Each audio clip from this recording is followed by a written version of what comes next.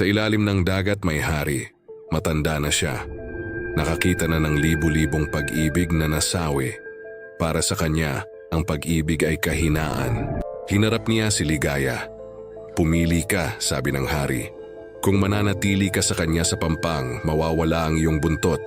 Hindi ka na makakabalik sa dagat. Kung mananatili ka dito, kalilimutan ka ni Marco habang buhay. Tumingin si Ligaya sa kanya. Mahal ko siya, sabi niya. Mas mahalaga siya kaysa dagat.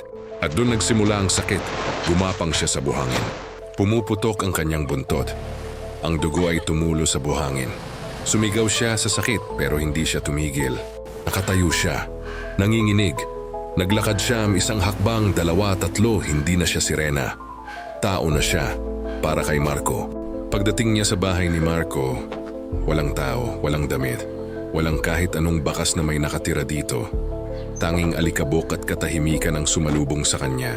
Tumakbo siya sa dagat, lumuhod siya sa buhangin. Sumigaw siya hanggang sa mawala ang kanyang boses. Bakit? Bakit mo siya kinuha? Ngunit sa ilalim ng dagat may nakita siya. Isang anino. Si Marco, buhay ngunit nakakulong. Nakatingin sa kanya ang hari ng dagat. Nandito siya, bulong ng alon. Kung gusto mo siyang makita, babalik ka sa akin. Kukunin ba niya ang kamay ng hari?